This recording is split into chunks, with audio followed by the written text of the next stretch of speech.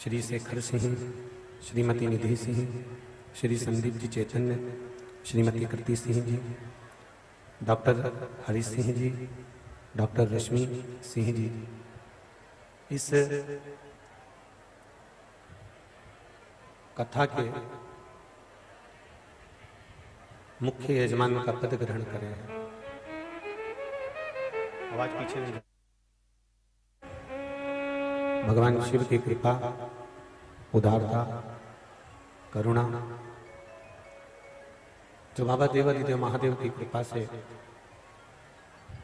शिव महापुराण का आज छठा दिवस है।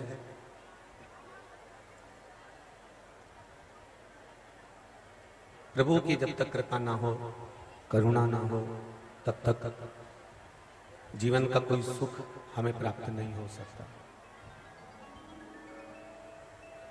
एक मानव की देह, एक मानव का शरीर, आवाज बढ़ाओ पीछे की भी, एक मानव की देह, मानव का शरीर जो मिला है केवल एक परमात्मा की भक्ति को धारण करने के लिए मिला है।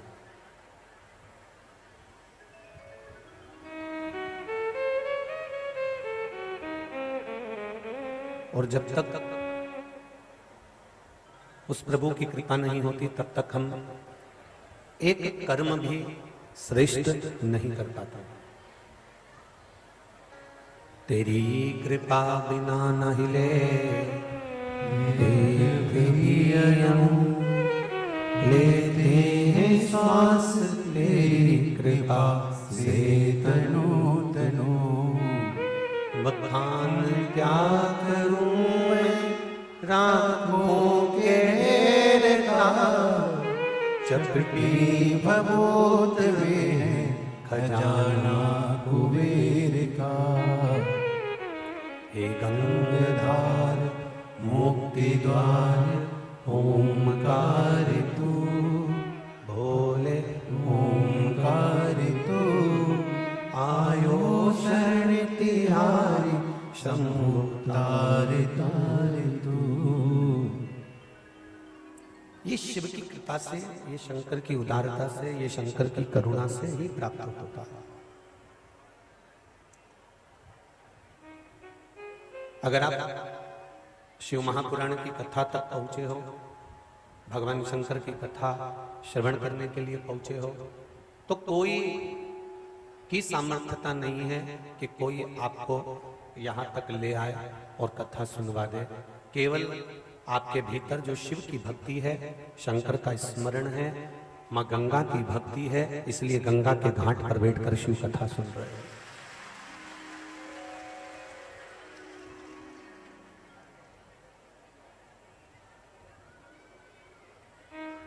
केवल आपकी अविरल भक्ति, और बिना भक्ति के भगवान का भजन करना, बिना भक्ति के कुछ होना कठिन है। ये जो भक्ति मिली है, ये जो आनंद भजन मिला है, ये जो कीर्तन मिला है, जो स्मरण मिला है, ये केवल तुम्हारे विश्वास पर मिला।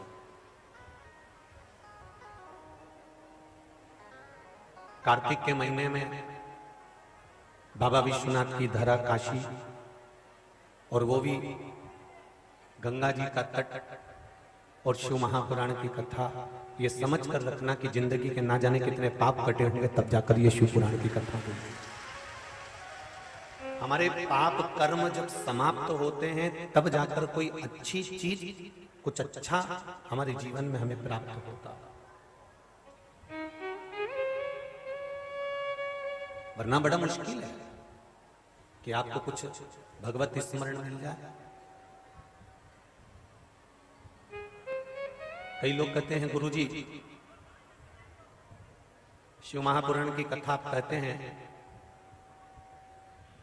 उस कथा में परिवार को सुधारने के लिए, समाज को सुधारने के लिए, सनातन धर्म के लिए और जनमानस के कल्याण की बात कहते हैं। शिव महापुराण तो इसमें थोड़ी बहुत आ पाती है।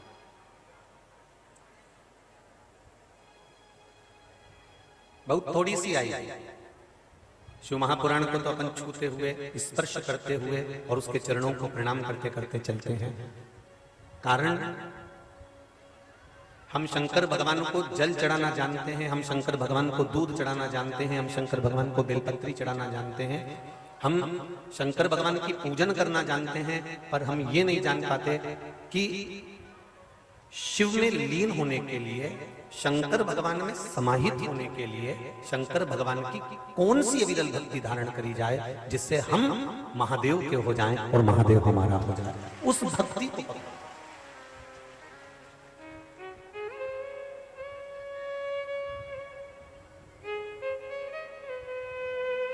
केसरी जी जब हम वहां से चले थे तो हमको कहा था कथा स्थल बहुत दूर है शहर से, और ये निधि बेटी ने भी कहा था कि थोड़ा शहर विश्वनाथ मंदिर और कथा स्थल में दूरी है। और निधि बेटी ने एक बात और कही थी, इतना बड़ा पंडाल लगा दिया, पब्लिक इतना सारा लोग काशी में आता नहीं है। काशी में विशाल विशाल कथा हो गए 5,000, 7,000, 10,000। तो निधि बेटी कह रही थी कि ये बहुत बड़ा लग गया, अगर इसमें लोग नहीं रहेंगे तो कथा का आनंद गुरु जी का चले जाएगा। हम निधि बेटी से और केसरी जी आपको भी कहेंगे, कौशल जी कहेंगे कि जहां मेरा विश्वनाथ बैठा हो वहां कुछ खाली रह नहीं सकता। जहां विश्वनाथ बैठा हो वहां खाली नहीं रहेगा निधि बेटी, इसका ध्यान रखिएगा। और कथा ये विश्वनाथ के भरोसे पर हुई है और कराने वाला कोई दूसरा नहीं है। कराने वाला तो मेरा शंभू अंदर से बैठा बैठा डमरू बजाता रहता है। ये उसकी कथा, बैठो ये उसकी कथा।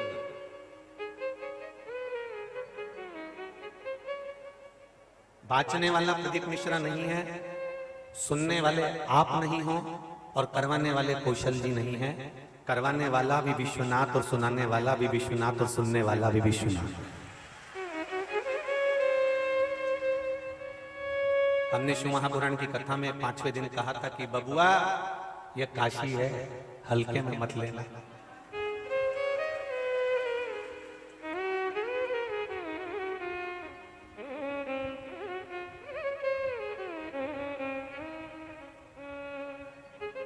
जो केवल भगवान को पाने के लिए आता है उसको कुछ नजर नहीं आता है। आप लोग तो काशी में निवास करते हैं, मैं आपको नमन करता हूं, प्रणाम करता हूं, दंडवत करता हूं आपके चरणों को। आप लोग तो देखते रहते होंगे कि लोग अपना विदेश छोड़कर, अंग्रेज अपना देश छोड़कर काशी की धरा पर एक एक, डेढ़ डेढ़, 2-2 महीने तक पड़े रहते हैं, घूमते रहते हैं, दर्शन करते रहते हैं, रिसर्च करते रहते हैं। कोई अपन जो निवास कर रहे हैं वो ट्रैफिक को देखकर थोड़ा सा डर जाएंगे, जो अपन निवास कर रहे हैं वो थोड़ी सी भीड़ देखकर डर जाएंगे, पर वो अंग्रेज जो विदेश से आए हुए हैं और भारत की भूमि पर काशी में दर्शन करने के लिए आए हैं, उनको ना तो ट्रैफिक से मतलब है, ना भीड़ से मतलब है, ना किसी चीज से मतलब है। वो अपनी मस्ती में केवल महादेव को खोजते हुए निकले चले जाते हैं कि महादेव कहां है। केवल भगवान शिव को खोजते हुए जा रहे हैं, वो केवल भगवान शंकर को खोजते हुए जा रहे हैं। कभी मणिकर्णिका के घाट पर, कभी 80 घाट पर, कभी रविदास जी के घाट पर, कभी गंगा के घाट पर, जहां उनका मन पड़ता है वहां बैठकर भगवान शिव को खोजते हैं, भगवान शंकर को ढूंढते हैं। हमारा आपसे भी ये निवेदन है,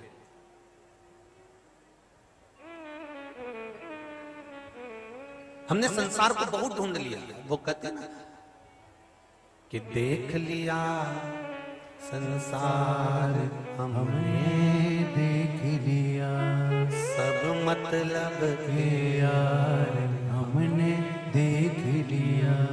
झूठे नाते झूठे रिश्ते, झूठे नाते झूठे रिश्ते, झूठा है संसार हमने देख लिया। एक तू ही आधार हमने देख लिया। संसार में कोई आधार नहीं है, केवल एक परमात्मा का भजन, केवल एक स्मरण, केवल एक कीर्तन, केवल एक मंत्र जाप, केवल एक भगवान की शरणागति।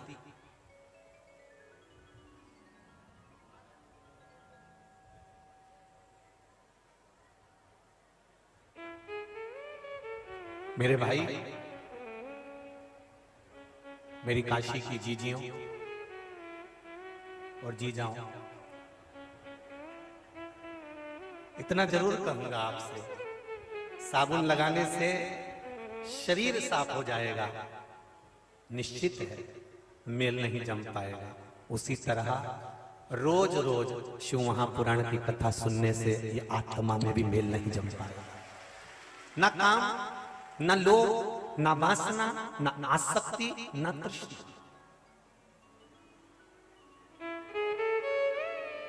अरे कितनी अविरल भक्ति। कोई कह रहा था यहां पर लोग तप करने आते हैं, यहाँ लोग आराधना करने आते हैं, तपस्या करने आते हैं, बाबा होन बैठे रहते हैं, खूब तप करते हैं। तो हम भी उनको कहना चाहते हैं, शिव महापुराण की कथा में ये 3 घंटे की कथा है, पर इस पंडाल में एक एक व्यक्ति घूम कर देखना, सवेरे 7 बजे से 1 जैसे बिना खाए पिए ना वॉशरूम के लिए जाते हैं, ना कहीं जाते हैं, अपनी जगह छोड़कर केवल 1 बजे का इंतजार करते हैं और 4 बजे तक कथा सुनने के बाद फिर उठते हैं। एक उनकी तप साधना और एक इनकी तप साधना। आप थोड़ी सी मुंडी पीछे घुमाकर, अपना मुख पीछे घुमाकर देखेंगे, साइड में घुमाकर देखेंगे, धूप में कड़कती हुई धूप, और ये भी इतनी भयंकर कठोर धूप कि लोग अंदर बैठे हैं तो उनको पसीना आ रहा है, और वो बाहर पूरे पंडाल के चारों तरफ घूमकर देखिए कि लोग ऐसी धूप में खड़े होकर कहीं बैठकर, जहां मौका मिल जा रहा है वहां बैठकर शिव महापुराण की कथा सुन रहे हैं। तो ये तो इनकी तप साधना, यही तो इनकी तप साधना का फल है, यही तो इनका सुख है। सुबह 7 बजे से 8 बजे से 4 बजे से स्थान घेर लेना, जगह संभाल लेना,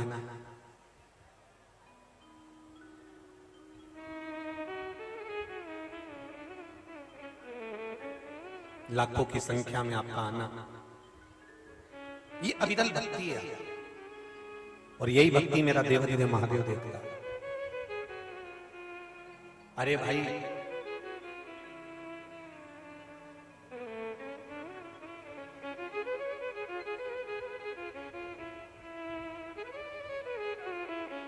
काम, लोभ, वासना, आसक्ति, तृष्णा, ये प्रतिदिन, ऐसा कोई दिन नहीं जाएगा जिस दिन ये काम, जिस दिन ये लोभ, जिस दिन ये वासना, जिस दिन ये अहंकार, जिस दिन ये तृष्णा हमारे ऊपर आसक्त नहीं होगा। ऐसा कोई दिन नहीं जाता जिस दिन हमारे भीतर अहंकार नहीं आता, ऐसा कोई दिन नहीं जाता जिस दिन हमारे भीतर झूठ नहीं आता, ऐसा कोई दिन नहीं जाता जिस दिन हमारे भीतर अभिमान नहीं हो, अभिमत्ता नहीं हो, लोभ नहीं हो, तृष्णा नहीं हो, सब कुछ।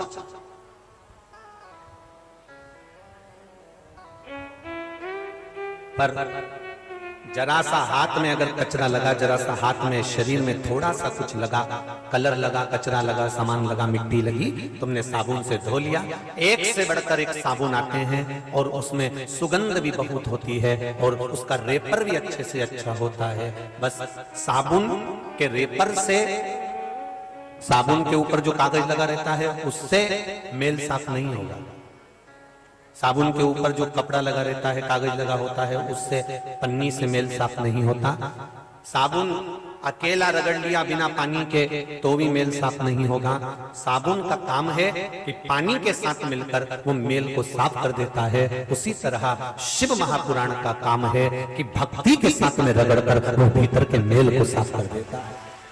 ये निश्चित था।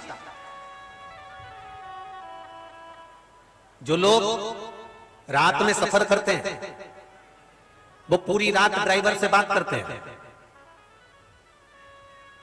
बोलो री जी हाँ, सही है कि गलत है?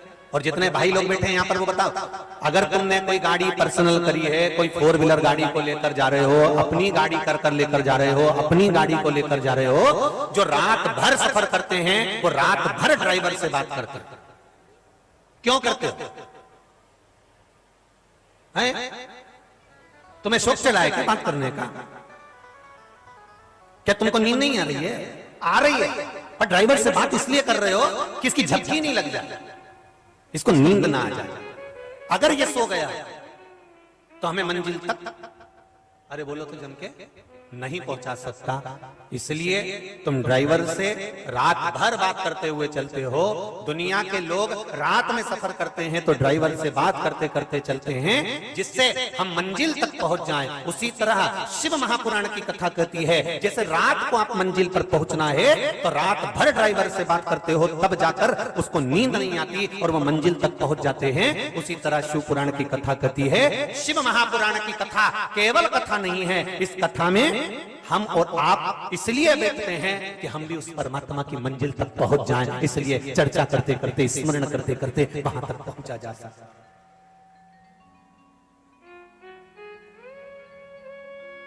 हम उसका भजन करते करते,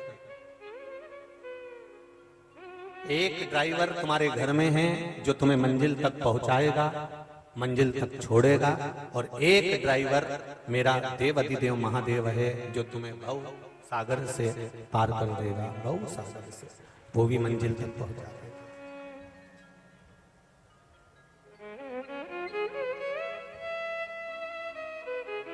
वो भी मंजिल तक पहुंचा। कितनी समझदारी की बात है, स्मरण करिएगा जरा।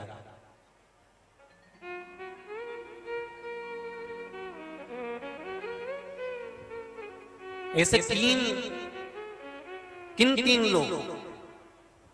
तीन लोगों को देखकर मनुष्य को अपना रास्ता चेंज कर देना चाहिए।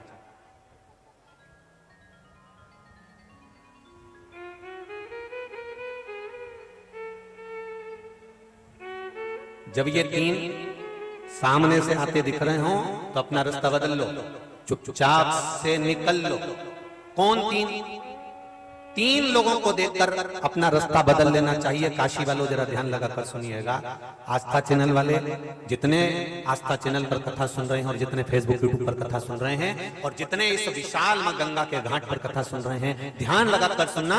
तीन को देखकर अपना रास्ता बदल लेना चाहिए और चुपचाप से निकल जाना चाहिए। पहले नंबर पर सांप, दूसरे नंबर पर शेर, तीसरे नंबर पर शराबी। एक सांप, एक शेर, एक शराबी, इन तीन को अगर आता हुआ देख रहे हो तो इनके सामने खड़े मत हो, इनके सामने माथा पच्ची मत करो, इनके सामने दिमाग मत लगाओ, इनके सामने ना खड़े होकर रास्ते को बदलकर चुपचाप एकांत से निकल जाओ। क्योंकि सांप से अगर रास्ता भिड़ाओगे तो कोई मतलब नहीं है, शेर के सामने भी जाओगे तो कोई मतलब नहीं है, और शराबी को कितना भी समझाओगे उसको कोई मतलब नहीं है। इसलिए रास्ता बदल कर निकल जाओ। फिर शिव पुराण कहती है, पानी में डूबने वाले को बचाया जा सकता है, पानी में डूबने वाले को निकाला जा सकता है, पानी में डूबने वाले को बचा सकते हो, पर प्याली में डूबने वाले को नहीं बचा सकते। ये निश्चित। अब कितना भी समझाओ, कितना भी बताओ, कितना भी समझाने का प्रयास करो उसको, जो प्याली में डूब रहे हैं, हम उनसे निवेदन करेंगे कि जिंदगी का कोई सुख तुमको नहीं मिला। तुमने अभी देवाधिदेव महादेव को पहचाना नहीं है, तुमने अभी भगवान को पहचाना नहीं है।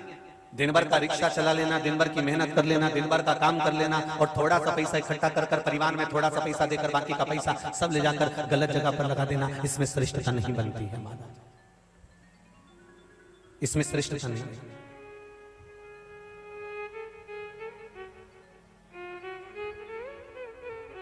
श्रेष्ठता इसमें नहीं है, श्रेष्ठता भगवत भजन में, भगवत स्मरण में।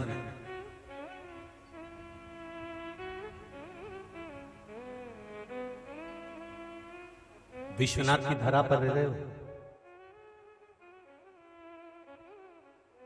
थोड़ा सा ट्रैफिक में अगर जाम लग जाए तो रिक्शे वाला भी चिल्लाकर दौड़ने लगता है।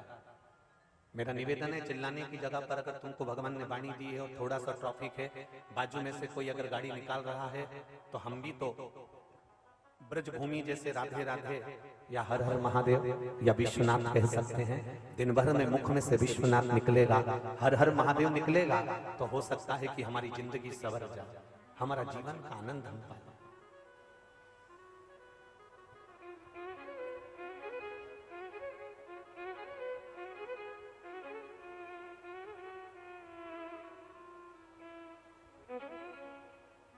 प्रतिदिन जो गंगा के घाट पर रहते हैं वो रोज गंगा नहीं नहा पाते। विश्वनाथ बाबा की धरा पर रहने के बाद भी रोज विश्वनाथ के मंदिर नहीं जा पाता। पूरी दुनिया, कर्नाटक, गुजरात, राजस्थान, मध्य प्रदेश, यहाँ वहाँ, पूरा उत्तर प्रदेश, ना जाने कहां कहां से 1,000, 500, 200 किलोमीटर दूर से लोग विश्वनाथ बाबा का दर्शन करने आते हैं और हम 20 कदम चलकर भी विश्वनाथ के पास नहीं जा पाते हैं। जरा विचार करना अपने भाग्य को, जरा विचार करिएगा अपने विचार को, अपने भाग्य को, कि हम विश्वनाथ बाबा की धरा पर रह रहे हैं, काशी जैसी पुण्य धरा पर रह रहे हैं, उसके बाद भी हम दिन भर दुकान पर बैठते हैं, दिन भर नौकरी में लगे रहते हैं, दिन भर व्यापार में लगे रहते हैं, दिन भर कार्य में लगे रहते हैं, और हम विश्वनाथ बाबा का दर्शन तक करने नहीं जा पाते, हम बाबा से विनती करने नहीं जा पाते। सारी दुनिया के लोग इस विश्वनाथ बाबा की पावन धरा पर काशी में आते हैं, और हम काशी में रहने के बाद भी कई लोग ऐसे हैं जो भगवान के मंदिर तक नहीं जा पाते। सावन में पूरी दूर दूर से लोग कांवड़ लेकर आते हैं और हम केवल उनका दर्शन कर लेते हैं, हम भगवान के मंदिर तक नहीं जा पाते। क्यों? किस लिए? कारण क्या है?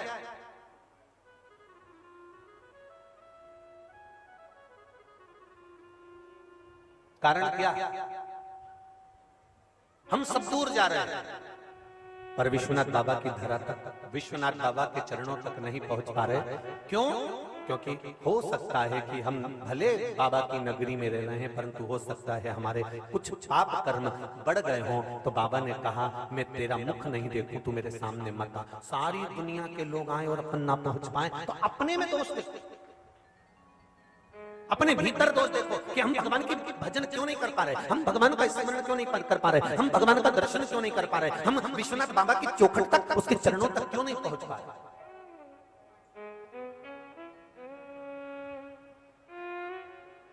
आखिर क्या कमी है हमारे भीतर? कौन सी ऐसी कमी रह गई कि हमें भगवान क्यों नहीं मिल पा? तुम्हें नींद आ रही है बहुत तेज और बच्चे गदर कर रहे हैं, बच्चे चिल्ला चोट कर रहे हैं, बच्चे सोने नहीं देते, तो तुम क्या करोगे? बच्चों को डांटोगे कि नहीं डांटोगे? अरे बोलो तो जम के बोलो जरा, डांटोगे ना?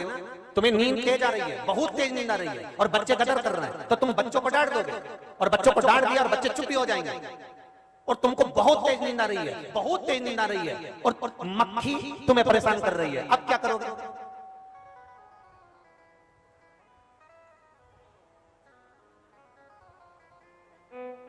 गुन करती है, गुन करती है, गुन करती है।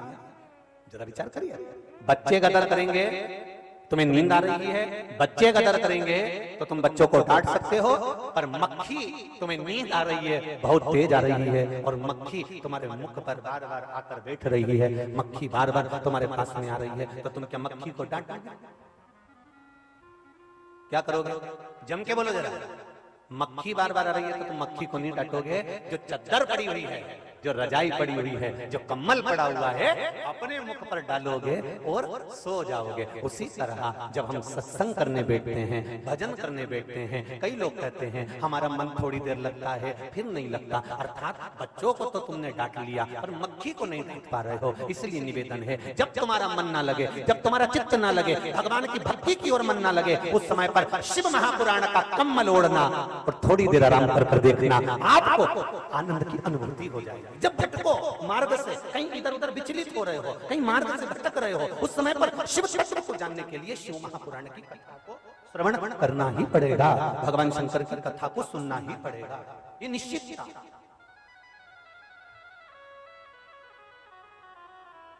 सब मतलब के यार हमने देख लिया,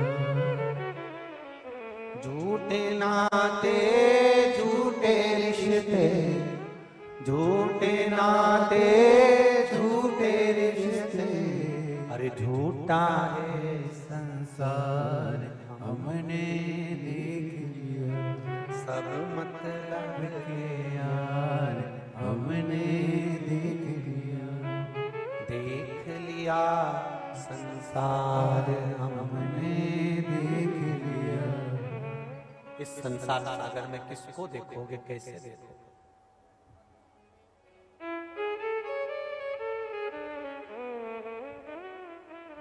कल कथा में एक बात थी, स्मरण में रहे आपकी कि भीष्म पितामह ने द्रौपदी का चीर खींचते हुए देखा था तो 56 दिन तक उनको बाणों की सैया पर पड़े रहना पड़ा था। दृष्टि सही होना चाहिए, दृष्टि सही।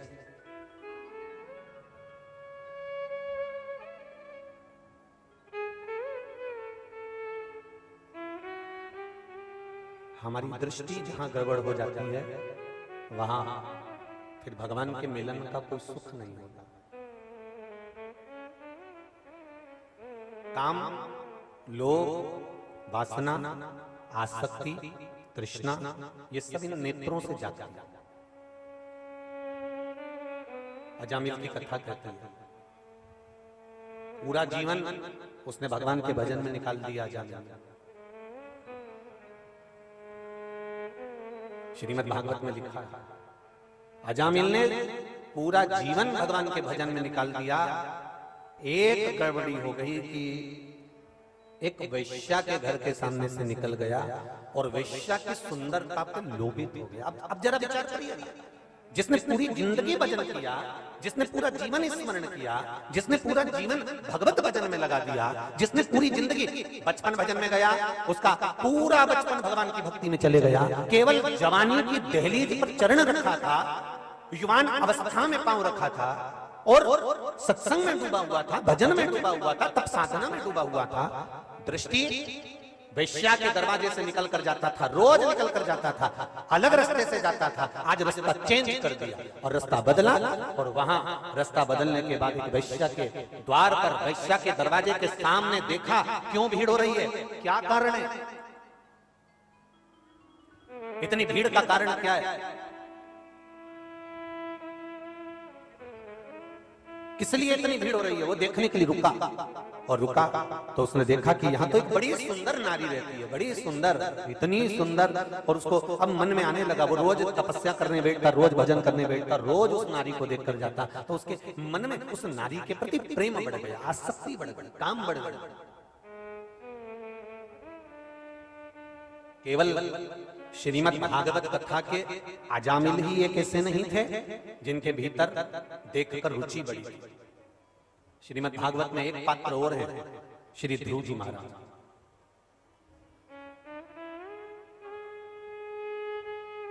श्रीमद् भागवत कथा में एक पात्र और है, श्री ध्रुव जी महाराज। इनके पूर्व जन्म की अगर कथा निकाली जाए, इनके पूर्व जन्म को अगर देखा जाए कि ध्रुव जी पूर्व जन्म में कौन थे। एक ब्राह्मण के घर में एक बालक का जन्म हुआ और वो ब्राह्मण का बालक तप साधना में डूब गया, तपस्या में डूब गया, ऐसी तप साधना करी, ऐसा तपस्वी बन गया। तपस्वी बनने के बाद जंगल में बैठकर केवल तपस्या कर रहा था। उसकी तपस्या इतनी प्रबल हो चुकी थी कि भगवान को दर्शन देना था। बस भगवान 5 महीने में, 6 महीने में प्रकट होने वाले थे।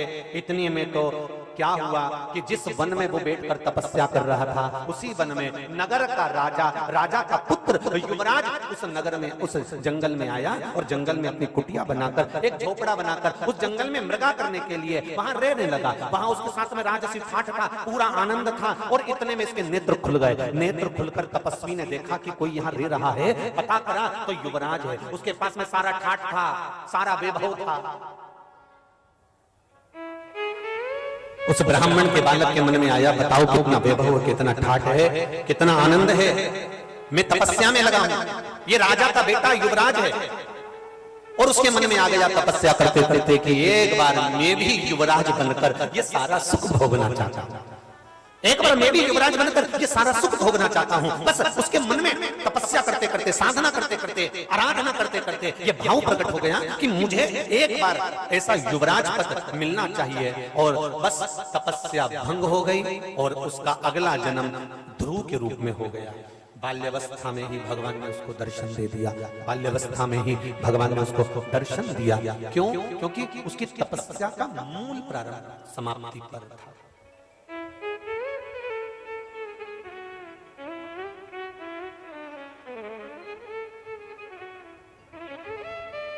विचार करिएगा, स्मरण करिएगा। भक्ति का मूल, भक्ति का सुख पीछे की आवाज बढ़ाइए, पीछे की आवाज बढ़ाइए। भक्ति का मूल, भक्ति का सुख,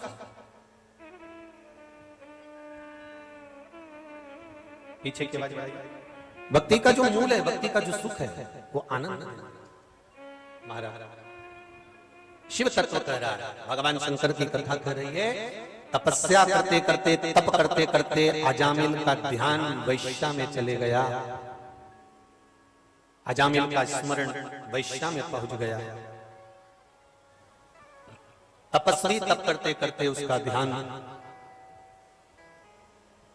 राजा के पुत्र में चले गया और तपस्या भंग हो गई, तप भंग।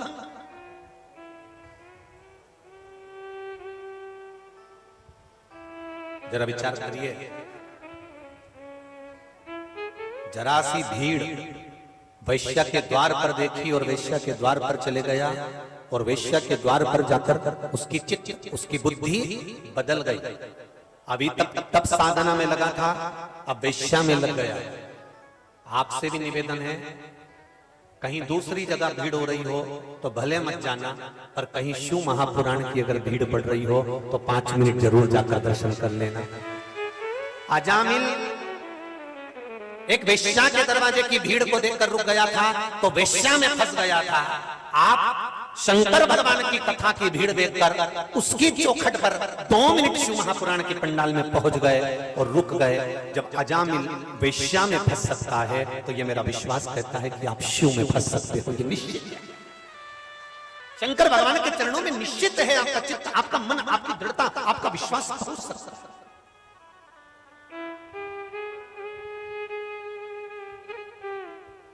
एक पत्र आया, अभी हमने ज्यादा पत्र तो पढ़े नहीं क्योंकि आज ट्रैफिक में फंस गए थे, तो आने में थोड़ा सा देरी हो गया, तो पत्र नहीं पढ़ पाए, पर जो पत्र 3 एक पढ़े हैं, बाकी के सब याद है।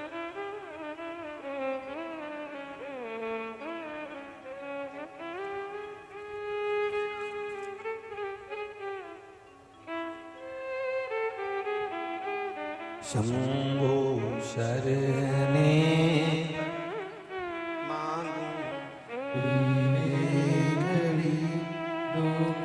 काटो दया करी न दर्शन आपो, वर्णन है। मेरा नाम अनारा देवी, मैं वाराणसी की रहने वाली हूँ। कहीं बैठी हूँ तो दोनों हाथ अवश्य हिलाइएगा। अनारा देवी वाराणसी से है, कहीं बैठी हो तो हाथ हिलाइएगा दोनों। गुरुजी, हम बाबा का क्या वर्णन करें, मैं क्या बताऊं, जितना गुणगान करूं उतना कम है। गुरुजी, मेरे 5 साल का बच्चा, 3 साल की बच्ची थी, घर से 10 बजे रात को निकल गए और घर पर किसी को पता नहीं था। गुरुजी, चाचा जी के पीछे जा रहे थे, उनके काका जी के पीछे, और रास्ता भटक गए और चाचा जी को मालूम ही नहीं था कि बच्चे आ गए। जब बहुत दूर तक चला गया तब पीछे मुड़कर देखा तो बच्चा खड़ा था। फोन बेटे ने किया कि कोई 2 बच्चों का स्मरण सब दूर हो रहा है।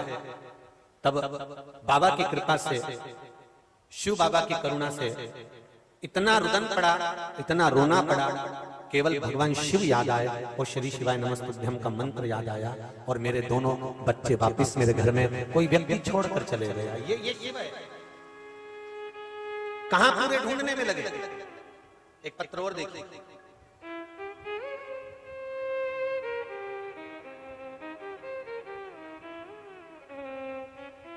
एलईडी चालू करिए, पीछे की एलईडियां चालू करिए,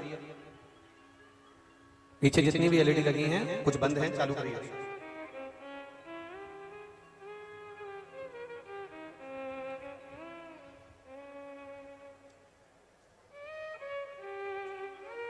मैंने तेरे ही भरोसे, ओ बाबा तेरे ही भरोसे, हवा बिच उड़ती जावांगी, बाबा डोर हमको छड़ी मैं कटी जावांगी। श्रीमती वीणा देवी बिहार गया शेर घाटी से आई हैं, कहीं बैठी हो तो हाथ हिलाइएगा। श्रीमती वीणा देवी बिहार गया शेर घाटी से आई हूँ। बाबा मेरे पास कोई शब्द नहीं, आपको धन्यवाद करने आई हूँ। मेरे भोले तेरा सहारा है, मेरी नैया का तू ही किनारा है। मैं और मेरे परिवार 2021 से रोज आस्था चैनल पर कथा सुन रहे हैं। मेरा बेटा 2014 से परीक्षा दे रहा था पर उसका प्रमोशन नहीं हो रहा था। फिर मैंने पशुपति व्रत करना शुरू किया। जैसे ही मेरा दूसरा व्रत पूर्ण हुआ, बाबा की ऐसी कृपा हुई कि दिन में मेरे बेटे का प्रमोशन का लेटर आ गया और मेरे बेटे का प्रमोशन हो गया। ये शिव है। ओ घड़ी शंकर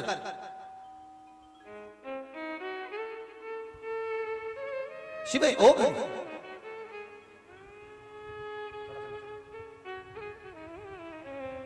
और जब शिव ओघड़ी स्वयं आकर संभालता है, मेरा देव अधिदेव महादेव स्वयं आकर संभालता है, तो अपने आप सब संभाल जाता है, अपने आप सब संभाल जाता है। आप केवल शिव भक्ति में रमो, शंकर का स्मरण करो, सारी समस्या का हल। एक लोटा जल आप शिव जी को समर्पित कर रहे हैं, भगवान शंकर को चढ़ा रहे हैं, निश्चितता है कि आपको उसका सुख, उसका आनंद प्राप्त होगा, ये निश्चित है।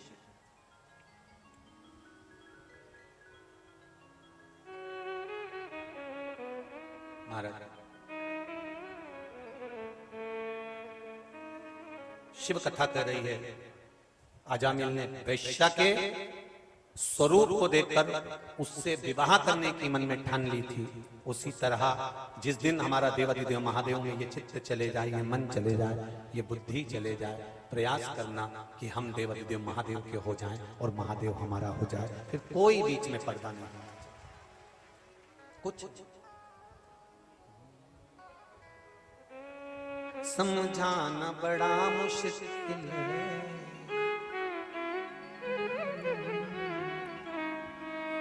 समझाना बड़ा मुश्किल है, आखिर वो दर्द सच्चा दरबार लगाए, ये भोले की महफिल है, सच्चा दरबार लगाए, ये भोले की महफिल है। नैनों को काशी वाले का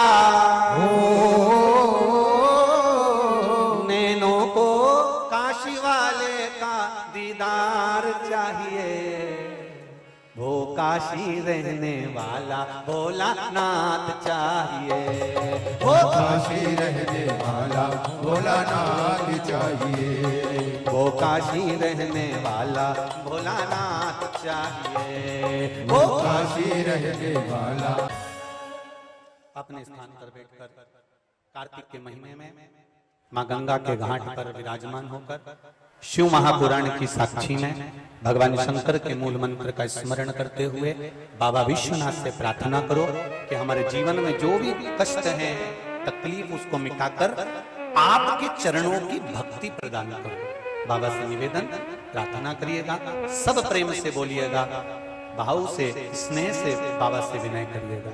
श्री शिवाय नमस्तुभ्यं, श्री शिवाय नमस्तुभ्यं, श्री शिवाय नमस्तुभ्यं, श्री शिवाय नमस्तुभ्यं, श्री शिवाय नमस्तुभ्यं। भोला सब दुख काटो हमारा, ओ भोला सब दुख काटो हमारा। शिव शंकर जपूं तेरी माला, भोले बाबा जपूं तेरी माला, भोला सब दुख काटो हमारा, ओ भोला सब दुख काटो हमारा। वेश है मंगल मंगलकारी, वेश है मंगल मंगलकारी, शमशान वासी हमारा शमशान वासी हमारा, ओ भोला सब दुख काटो मारा, ओ भोला सब दुख काटो मारा। भगवान शिव से प्रार्थना, ये जीवन के सारे दुख काट कर आपके चरणों की भक्ति प्रदान कर, आपके चरणों का स्मरण प्रदान कर। और आपके चरणों की जब तक भक्ति नहीं मिलेगी तब तक जीवन का कोई सुख प्राप्त होना कठिन, बहुत कठिन है महाराज शिव चरणारविंद की भक्ति।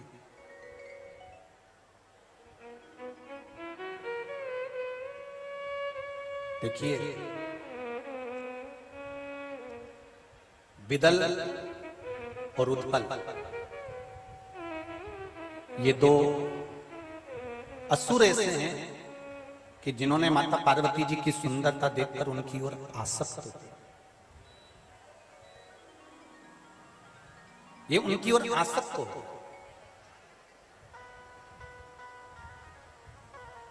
विदल और उत्पल माता जगतजननी जगदम्बा का स्वरूप देखकर उनकी ओर आसक्त हो रहे। एक बात का स्मरण अपनी जिंदगी में रहे,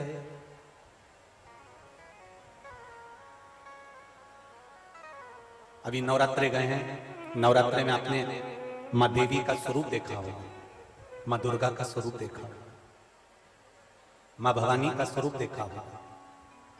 काशी में देवी जी बैठती हैं, कहीं कहीं यहाँ बैठती हैं, तो आपने माता रानी का स्वरूप देखा होगा, कितनी सुंदर है। हमारे यहाँ के शास्त्र तो यहाँ तक कहते हैं कि तेरी प्रतिमा इतनी सुंदर, तू कितना सुंदर होगा। जरा विचार करिएगा, जगत जननी माँ इतनी सुंदर है, इतनी सुंदर है। शिव महापुराण की कथा कहती है कि माता का जो स्वरूप है, माता का जो स्वरूप है, ये स्वरूप घर की जो माँ होती हैं, माता होती हैं, इनका स्वरूप जो होता है, ना जाने कितने कितने जीव, जैसे विदल उत्पल ये असुर हैं, राक्षस हैं। ये विदल और उत्पल जब माता की ओर देखकर आसक्त हुए, तब मां जगत जननी ने भगवान शिव की ओर स्मरण कर कर कंदुक का प्रहार कर कर इनका संहार कर दिया।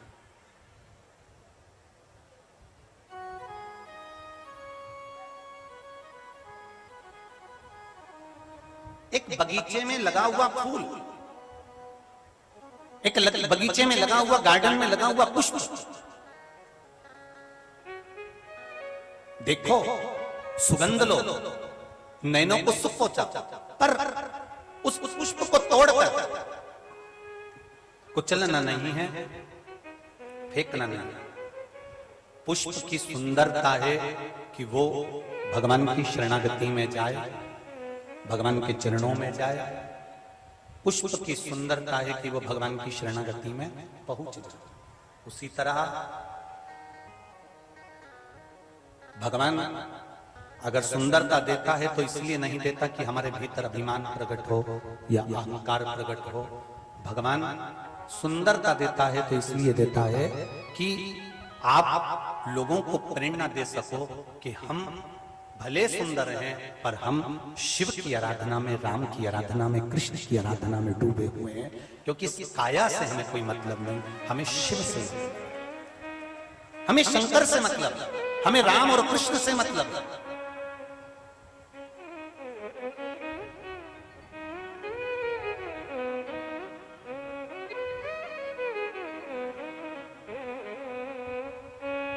भरी सभा थी जनक जी महाराज की, बड़े बड़े शूरवीर राजा बैठे हुए थे और अष्टावक्र जी का आगमन हो गया था। 8 जगह से तेड़े थे अष्टावक्र जी, और अष्टावक्र जी का जब आगमन हुआ, 8 जगह से तेड़े अष्टावक्र जी जब वहां पर पहुंचे तो पूरी सभा उनको देखकर हंसने लगी, पर अष्टावक्र जी के नैनों में जल नहीं। अष्टावक्र जी ने एक ही बात कही राजा जनक जी से, जनक जी आपकी सभा में सारे वीर बैठे होना थे, मुझे क्या मालूम था कि ये काया के परखैया बैठे। अष्टावक्र जी ने कहा मुझे यह नहीं मालूम था कि ये काया को देखने वाले बैठे।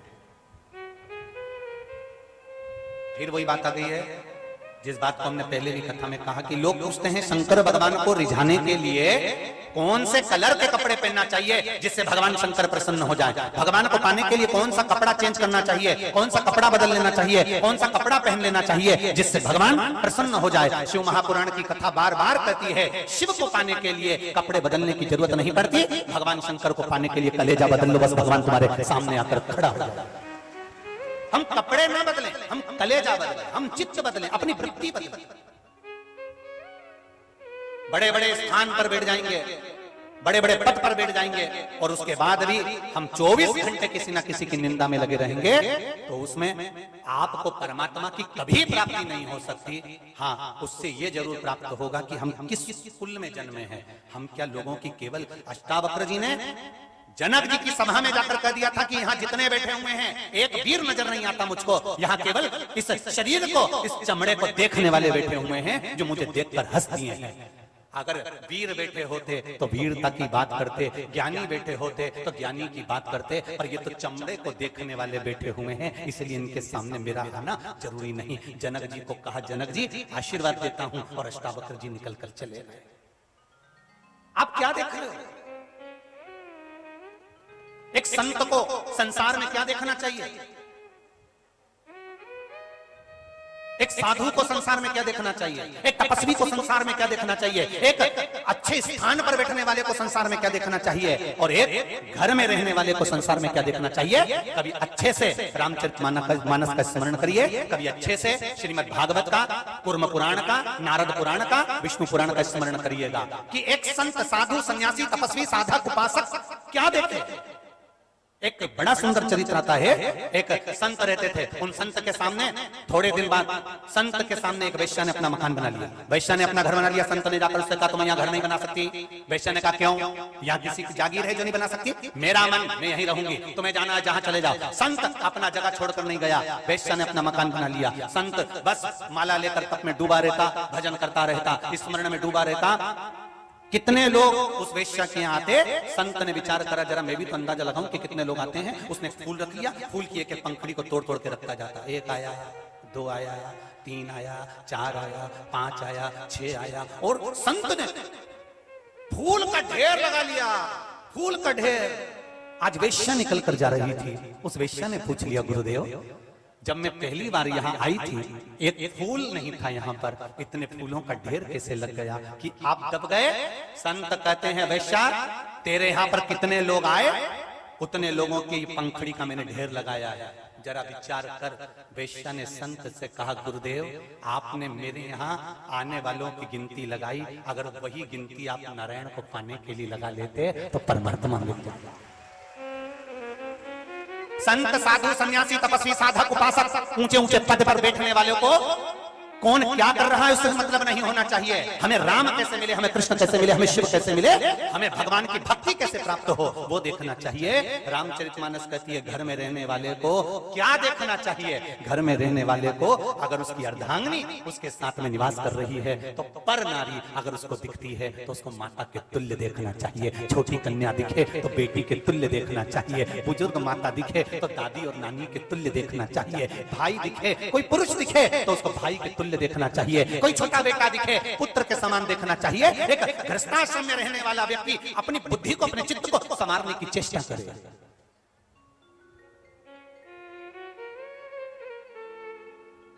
हम क्या देख रहे हैं? काशी में आने के बाद भी अगर हम ट्रैफिक देखेंगे, काशी में आने के बाद भी हम अगर नाली का कचरा देखेंगे, काशी में आने के बाद भी अगर हम कुछ गलत देखेंगे तो ये हमारी दृष्टि का दोष है, हमारी दृष्टि का दोष है। काशी में आने के बाद जब स्टेशन से नीचे उतरो, स्टेशन से पांव तुम्हारा काशी की धरा पर रखे, काशी के रेलवे स्टेशन पर तुम्हारा पांव बस भूमि पर रखा है, उस समय से तुम्हारी दृष्टि दुनिया के कोई चीज को देखने के लिए ना ललके। अगर होटल में भी हो तो ये अभिलाषा उत्पन्न होना चाहिए, सबसे पहले मैं विश्वनाथ के मंदिर जाऊंगा, नहाया कि नहीं नहाया मतलब नहीं, पर मुझे शिव देखना है, मुझे शंकर से मिलना है, ये ललकता तुम्हारे भीतर होना चाहिए। पर हमारी ललकता होती है काशी के स्टेशन से नीचे उतरते से पहले मुझे होटल जाना है, भगवान भी कहते हैं होटल में जाना था तो आया क्यों? पहले सबसे पहली ललक था, जब किसी लड़की को लड़का देखने के लिए पहली बार जाता है, उसको ना चाय से मतलब होता है, ना रसगुल्ले से मतलब होता है, उसको तो मतलब होता है कि जगदम्बा कब आएगी, उसको उससे मतलब,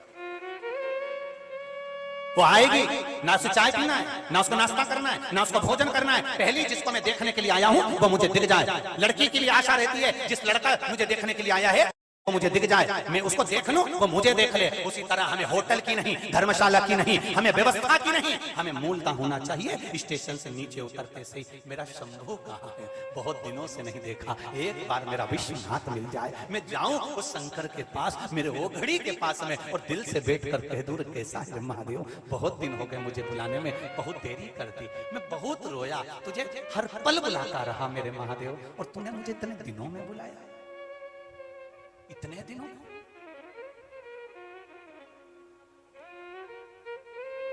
जब महादेव की पूजन सतुआ बाबा करा रहे थे तब हमारी भी आंख में जल भरा हुआ था, बाबा इतने साल से रोज भजन गा रहा हूं कि ओ काशी के भोलेनाथ मने थारी, अरे बोलो जम के बोलो, याद सतावे, और इतने समय के बाद तेरी याद सताई। बीच में जब कथा पक्की हो गई, फिर बाद में मालूम पड़ा कि कथा कैंसिल हो गई। मंदसौर में हमने किसी से नहीं कहा, हमने पशुपतिनाथ के पास जाकर कहा, रे बाबा हम में कौन सी कमी रह गई जो एक बार आपका दर्शन नहीं हो पाया, कथा हो ना हो पर तू एक बार तो दर्शन, कमी क्या रह गई रे मैं बाबा।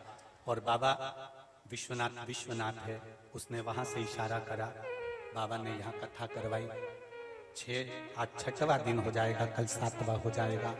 जितने गंगा के घाट पर ये विश्वनाथ की कथा का जो आनंद चल रहा था, ये मेरा विश्वास कहता है खुशियों से अभी तक तुम्हारी झोली भरी थी, अब बेग भर कर लेकर जाओगे, निश्चित है, निश्चित है। जो रह गया वो बाद में पछताएगा जरूर, ये भी निश्चित है। जो रह गया, एक पत्र एक फौजी ने लिखा है, उसने अपनी फौजी का लेटर भी लगाया है जो सरकार का होता है, मैं फौजी हूं, संजय मेरा नाम है, कहीं बैठे हो तो हाथ हिलाइएगा, आप ही हैं, मैं फौजी हूं, 24 साल देश की सेवा करी है, 2018 में 31 दिसंबर को मैं रिटायर हुआ हूं। सर्च ऑपरेशन के दौरान ड्यूटी पे मेरा पहाड़ से पांव फिसल गया और हम बहुत दूर तक हम नीचे गिरते गिरते गए, मेरा पांव टूट गया, मेरा दाहिना पैर टूट गया और मैं पूर्ण रूप से चल नहीं पा रहा था, लाचार था। उसी दौरान मेरा रिटायरमेंट भी हो गया। बाद में मैं घर आ गया, घर पर आकर पहली बार टीवी खोली और आपकी कथा मिली, आपने एक शिव जी को जल चढ़ाने का वर्णन किया। मैंने बाबा पर विश्वास रखकर एक लोटा जल चढ़ाना प्रारंभ किया। चल नहीं पाता था, टेक कर चलता था, सारे लोग मुझे लंगड़ा कहते थे कि ये लंगड़ा हो गया, पर मैं आज काशी में दिखाने के लिए आया हूं कि मैं लंगड़ा नहीं, मैं तगड़ा हो गया। आओ आओ आओ फौजी भाई पधारो। मेरे शिव ने मेरा पैर वापस कर दिया, जो सीधा पैर मेरा पूरा टूट चुका था, आज उस पैर से मैं 5 किलोमीटर चल सकता हूं। मेरे ये कागज भी हैं और मेरा ये पत्र भी है। आज बाबा ने मुझे मौका दिया, मैं आमंत्रित करता हूं फौजी भाई को कि आए। ये देखो सीधा पैर टूटा हुआ था, ये शिव कृपा है, ये ओघड़ी की कृपा।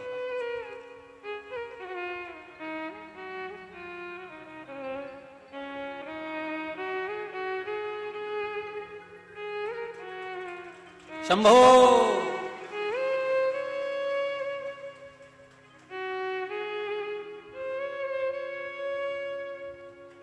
जोरदार ताली बजाकर स्वागत करें। 24 साल देश की सेवा कर 2018 में 31 दिसंबर को रिटायरमेंट हुए हैं और पांव में तकलीफ हो भी गई थी, उसके बाद भी बाबा ने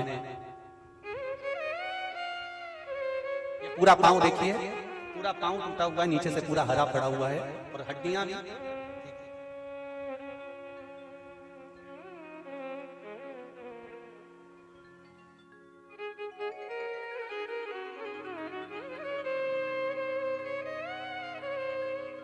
यही काशी के निवासी हैं, एक बार जोरदार ताली बजाओ काशी वालों। हमें गौरव है सखो जी भाई।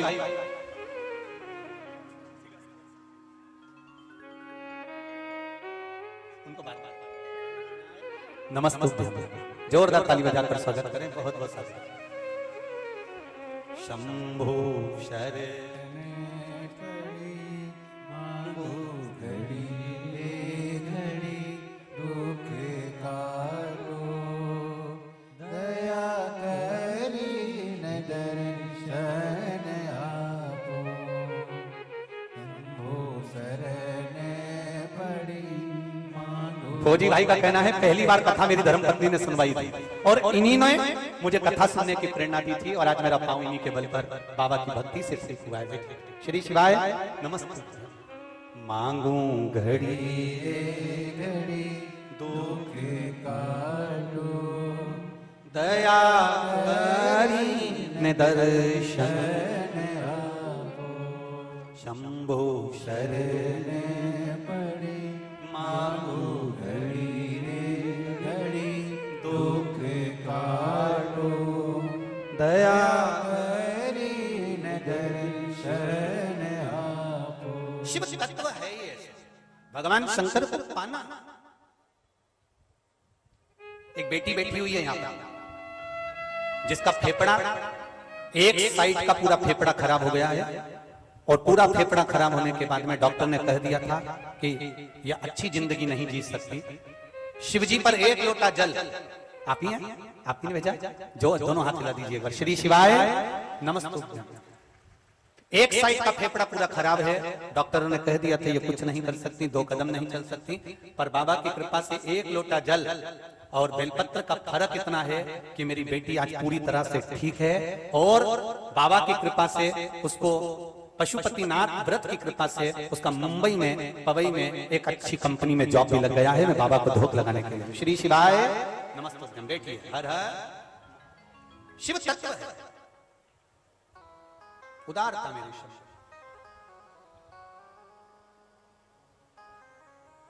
भगवान शिव ओघड़दानी त्रिकालदर्शी कैलाशी अविनाशी जब कृपा करते हैं, एक संत, एक साधु, एक सन्यासी, एक तपस्वी, एक साधक, एक उपासक, एक साधु, एक तपस्वी, एक साधक, एक उपासक, एक संत, एक महात्मा का जीवन क्या होना चाहिए, उसका लक्ष्य क्या होना चाहिए? निंदा नहीं, बुराई नहीं, चुगली नहीं, अपशब्द नहीं। उसके लिए एक ही होना चाहिए कि मुझे भगवान कैसे मिलेगा, मेरा शंभु, मेरा राम, मेरा कृष्ण कैसे मिलेगा।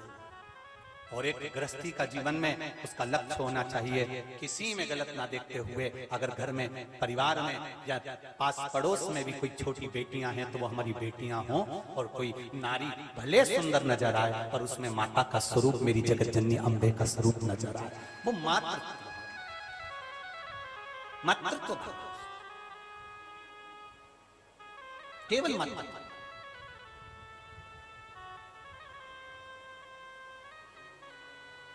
एक बात अपने ध्यान में रखिएगा,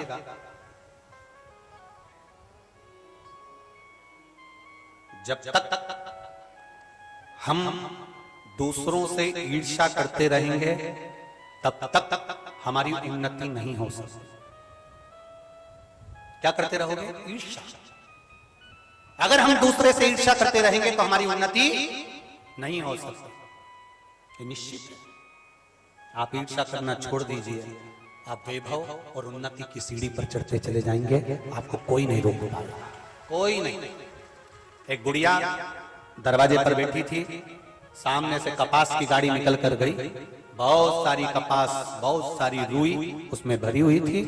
कपास की गाड़ी निकल कर गई तो गुड़िया ने सोचा इतना सारा कपास कितने का बिकेगा, कितना पैसा आएगा, पैसा आएगा तो उसका तो बंगला बन जाएगा, गाड़ी आ जाएगी। वो कपास का सोचते सोचते चक्कर खा के नीचे गिर गई। कपास दूसरे की, गाड़ी दूसरे की और चक्कर खा के गुड़िया गिर गई। बेटे उसको उठाकर अंदर ले गए, पानी का छींटा दिया, नहीं उठी। डॉक्टर को बुलाया, डॉक्टर ने उसका इलाज करना चालू करा, नहीं उठी। पूरे मोहल्ले में खबर हो गई, सामने वाली बूढ़ी मां नीचे गिर गई। सामने एक अम्मा रहती थी बूढ़ी, वो इसकी बेस्ट फ्रेंड थी, पूरी अच्छी फ्रेंड। उसको मालूम पड़ा कि मेरी सहेली चक्कर खा के नीचे गिर गई। वो तुरंत दौड़ के आई और आते से पूछा क्या हुआ तुम्हारी मम्मी को, ये जीजी को क्या हो गया कि बाहर बैठी थी, बस कपास की गाड़ी निकल के गई थी, उस गाड़ी को देखा और चक्कर खा के नीचे गिर गई। डॉक्टर भी कुछ जवाब नहीं दे रहा, हमने पानी दे दिया, सब कर दिया, पर उठ नहीं रही। कपास की गाड़ी गई थी। हाँ, सामने वाली काकी दौड़ कर बाहर गई और बाहर से अंदर आई और आते से बोली, अरे जीजी उठ, तेरे सामने से जो कपास की गाड़ी गई थी ना, उसमें आग लग गई। जीजी उठ के बैठ गई तुरंत।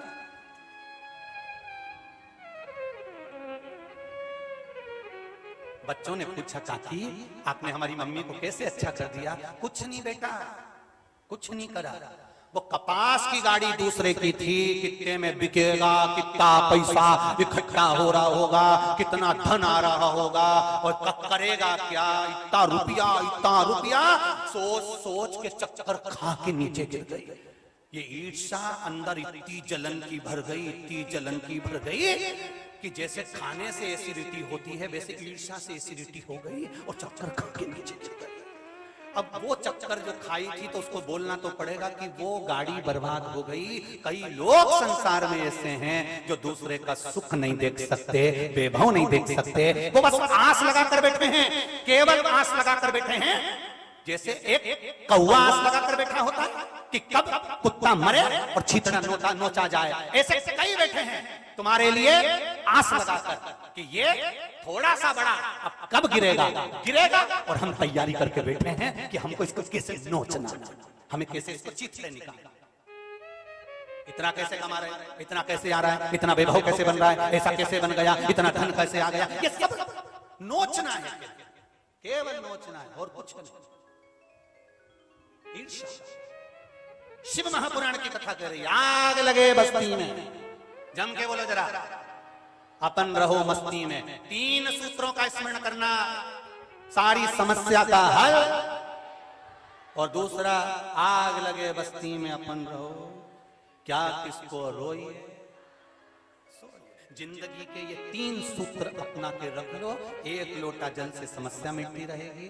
और क्या किसको रोना, अलमस्त होकर जिंदगी जीना। कोई ज्यादा बोले, तुम ज्यादा खजूर वाली चोटी करके जूड़ा बांध के जा ले जा, क्या कर ले। और ज्यादा करे तो बनारस का पान दबा के फिर खाई के पान, बस ले। अब बोले,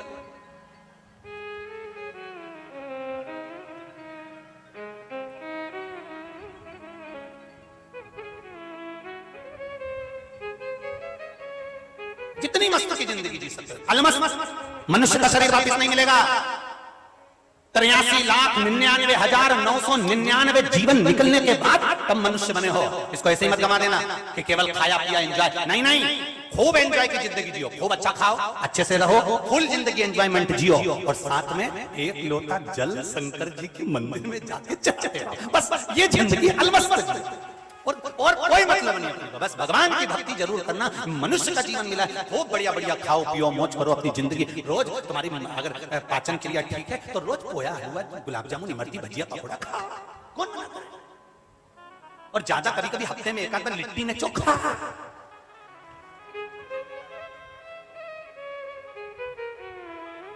जो खाए लिट्टी चोखा वो कभी ना खाए धोखा। ऐसा है लिट्टी और चोखा।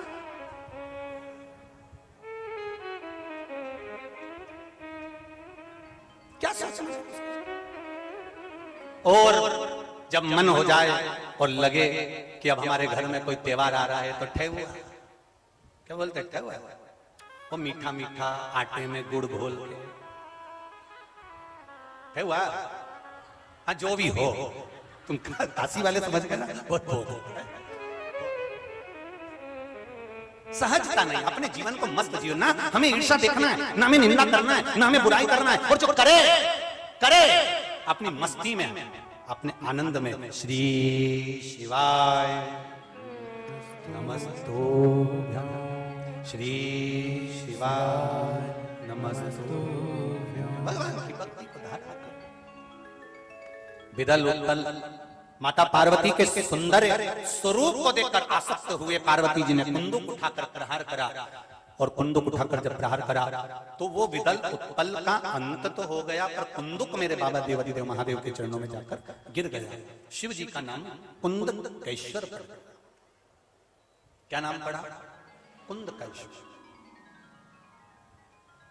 पहले भी कथा में कहा, आज फिर कह रहे हैं, जब बहुत भारी रोग शरीर में हो जाए, डॉक्टर दवाई दे, वो दवाई अगर नहीं लग रही हो तो डॉक्टर की ही दवाई खाओ और कुंदकेश्वर महादेव का नाम लेकर खाना चालू करो, दवाई असर करना प्रारंभ कर देगी।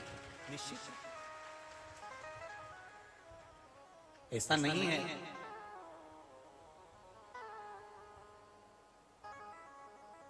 दुनिया में केवल एक डॉक्टर ही ऐसा होता है जो भगवान का स्वरूप होता है, जिस पर हम विश्वास कर कर उसके पास जाते हैं और अपने दिल की बात कहकर उससे औषधि लेकर आते हैं। इस व्यासपीठ से कभी नहीं कहा ऐसा कि आप डॉक्टर के पास मत जाओ। ये व्यासपीठ हमेशा कहती है कि डॉक्टर के पास जाओ, जांच कराओ, दवाई लाओ और उस दवाई को, उस औषधि को कुंदकेश्वर महादेव का स्मरण कर कर खाओ, जिससे एक बार खा ली जाए तो दूसरी बार जरूरत नहीं पड़े और शरीर ठीक हो जाए। शरीर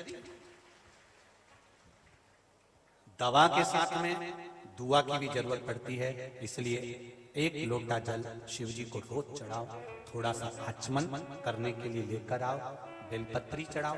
कभी कभी अगर हमारे शरीर में ज्यादा कष्ट हो रहा है, ज्यादा बीमारी आ रही है, ज्यादा तकलीफ आ रही है, तो बेलपत्री की जो बीच वाली पत्ती है, बीच वाला जो पत्ता है, अशोक सुंदरी वाली जगह पर उसको, जैसे जल इधर बहता है तो अशोक सुंदरी वाली जगह पर बेलपत्री का पत्ता इस तरह से रखकर कलश में जो जल है वो जल उस बीच वाले पत्ते पर, अशोक सुंदरी वाली जगह पर, अपने शरीर में अगर ज्यादा कष्ट है, घुटने में अगर डॉक्टर बोल रहा है कि घुटना बदलना पड़ेगा या कोई गैप आ गया है हड्डी में तो शरीर में ये ऑपरेशन करना पड़ेगा, या गुरिया खसक गया है तो उसके लिए डॉक्टर की दवाई तो जरूर खाओ, साथ में बीच वाली जो पत्ती है जो आपने अशोक सुंदरी वाली जगह पर रखी है, वहां 7 बार भगवान शंकर के नाम से, कुंदकेश्वर के नाम से जल चढ़ाओ। फिर थोड़ा सा जल बचा हुआ 3 बार शिवलिंग के ऊपर चढ़ाओ।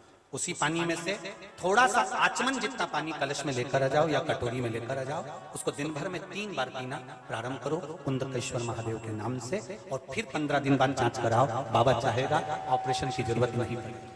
शिव तत्व को जाओ। कौन से महादेव? कुंदकेश्वर महादेव। ये शंकर भगवान का एक स्वरूप। जब माता पार्वती ने कुंदुक का प्रहार करा था और वो कुंदुक विदल उत्पल को मारने के बाद शिव जी के चरणों में जाकर गिरा था, तो वो कुंदकेश्वर महादेव। कुंदकेश्वर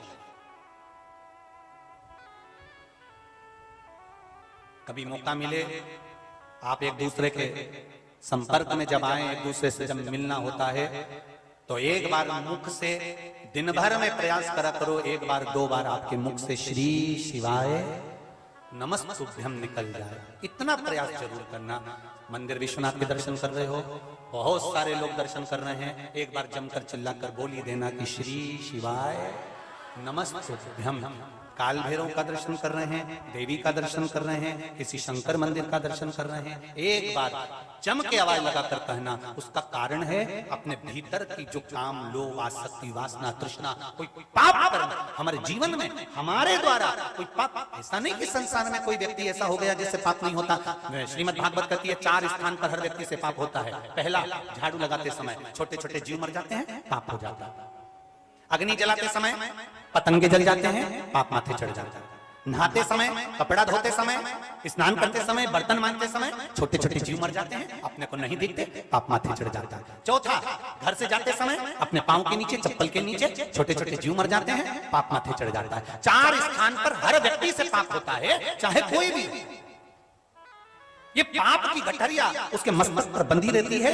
पाप कहां जाकर कम होता है? जब हम किसी देवालय में, कथा में, मंदिर में पहुंचते हैं और हमारी नाभि से जब आवाज निकलती है। तुमने कई बार देखा होगा, विश्वनाथ जी के दर्शन करने जाते होगे या भगवान के मंदिर दर्शन करने जाते होगे, तो कई बार आप लोगों ने देखा होगा कि कई साधु सन्यासी या कोई संत इतनी जम के चिल्लाता है कि अपने को डर लग जाता है। आते से चिल्लाएगा, एकदम मन में भय लगेगा, कौन चिल्लाया? कारण क्या? वो चिल्लाया नाभि से। क्यों चिल्लाया? 4 स्थान पर पाप होता है, वो पाप कहीं नहीं कटता।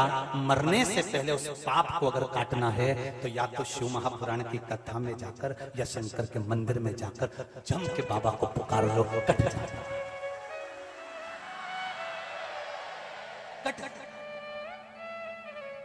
पाप कटने का स्थान ही है।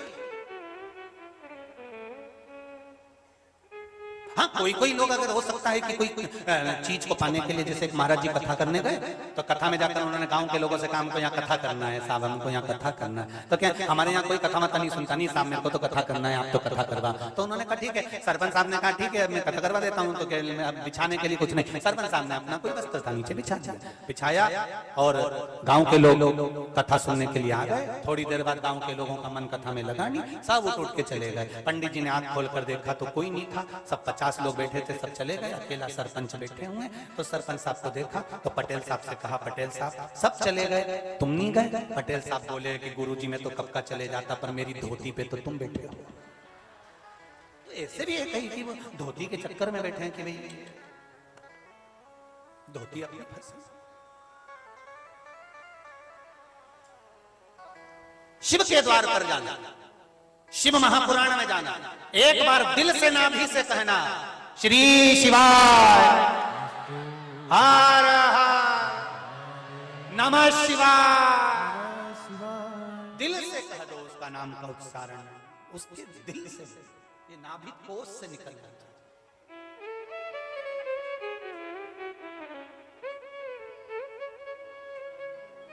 नाभि कोश।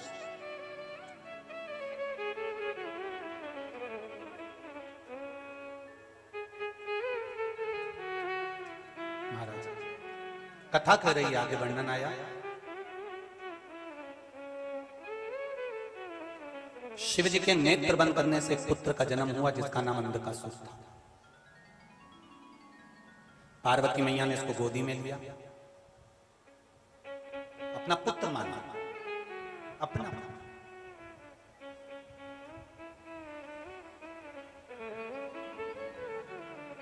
शिव जी ने मना करा, इसको समुद्र में फेंक दे। पार्वती मैया फेंकना नहीं चाहती क्योंकि मेरा पुत्र है, मेरा बेटा है।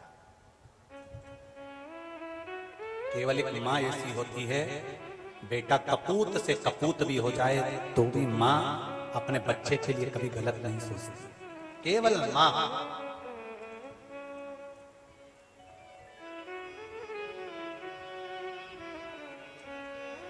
केवल एक माँ, उसके सिवा कोई नहीं।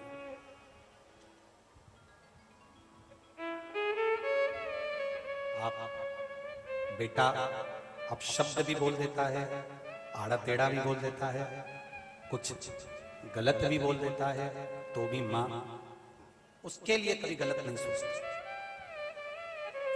कभी गलत विचार उस माँ के भीतर नहीं आता कि मेरा बेटा का अनर्थ हो जाए या बेटा बेकार हो जाए या नष्ट हो जाए। जैसे माता और पिता अपने बच्चे के लिए कभी गलत नहीं सोचते, संसार में जन्म लेने वाले बच्चे भले परमात्मा के लिए गलत गलत बोल देते हैं, परमात्मा के लिए अपशब्द बोल देते हैं, पर कभी परमात्मा अपने बच्चों के लिए गलत नहीं सोचता। वो सोचता है कि इसका उद्धार हो जाए, कभी गलत नहीं सोचता। मेरा भगवान कभी किसी के लिए गलत विचार नहीं करता। कई लोग कहते हैं, कई संसार में ऐसे भक्त भी हैं, भगवान के उपासक भी हैं, जिनको भोगना भी पड़ता है। तो लोग कहते हैं बताओ इतने भगवान के उपासक, भगवान का इतना भजन करने वाला, भगवान का इतना मंत्र जाप करने वाला, भगवान का इतना स्मरण करने वाला, भगवान की भक्ति में डूबने वाला, और इतना कष्ट। कई लोग ऐसे आपकी भी दृष्टि में आ जाता है, पड़ोसन कभी एक लोटा पानी नहीं चढ़ाती, पड़ोसन कभी अगरबत्ती नहीं लगाती, पड़ोसन कभी भगवान के मंदिर नहीं जाती, और भगवान उसको दिए जा रहा है, और हम रोज भगवान को मना रहे हैं, और भगवान हमें दुख पर दुख दिए जा रहा है। उसका कारण क्या है?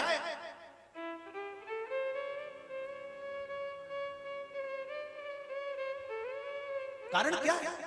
थोड़ा सा कष्ट आएगा, आप हारना मत। ये कष्ट आया है, भगवान अपनी ओर तुम्हें बुलाना चाहता। अरे हमारे यहाँ मध्य प्रदेश में वो ऐसा, इसमें बहुत सारा सामान भर लेते हैं और फटकते हैं, उसको कहते हैं सूपड़ा। तुम्हारे यहाँ क्या कहते हैं? सूप ना? हाँ, तो वो सूपड़ा जो होता है, सूप जो होता है, उसको फटका जाता है। फटकने से कचरा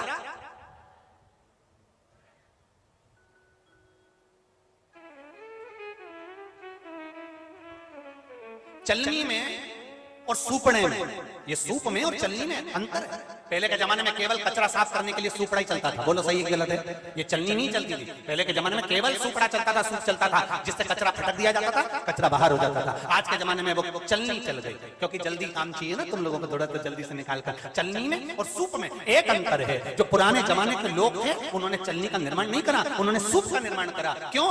क्योंकि बहुत चतुर थे। उनको मालूम है कि सूप जब कचरा फटकेगा तो सूप कचरे को फटक कर बाहर कर देगा, अच्छे अच्छे दाने को अपने पास रख लेगा। चलनी अच्छे अच्छे को नीचे पटक देगी, कचरा कचरा अपने पास रख लेगी। सूप में और चलनी में यही अंतर है। चलनी अच्छाई को छोड़ देती है और बुराई को रख लेती है। सूपड़ा बुराई को फेंक देता है और अच्छाई को अपने पास रख लेता है। वो अच्छा। जैसे फटका लगाया जाता है और कचरा बाहर हो जाता है। अगर जिंदगी में थोड़ा सा दुख आए, तकलीफ आए, कष्ट आए, चिंता मत करना, विश्वनाथ जी को जाके धन्यवाद देना कि तूने फटका लगाया है, कचरा साफ कर रहा है। मैं समझ गई। तो थोड़ा कचरा साफ, थोड़ा दुख आया है ना, कचरा साफ करने के लिए। कोई अपशब्द बोल रहा है, कोई ताने दे रहा है, कोई गाली दे रहा है, कोई आपकी उंगली उठा रहा है, कोई बार बार आपकी निंदा कर रहा है, बार बार ताने दे रहा है, बार बार गलत गलत बोलने को तैयार बैठा हुआ है। समझ लेना कि महादेव ने इस सूपड़े को तुम्हारे पास भेजा है, तुम्हारे को फटकने के लिए। ये जब जब बोलेगा तेरे लिए आड़ा टेढ़ी बोलेगा, ये जब जब बोलेगा तेरे लिए गलत ही बोलेगा। समझ जाना कि सूपड़ा परमात्मा ने तेरे लिए भेज दिया है, जिससे फटकी लगा लगा है तुझे एकदम क्लीन कर देगा, साफ कर देगा, तेरा जीवन निर्मल कर देगा। पहचानो इन सूपड़ों को, पहचानो।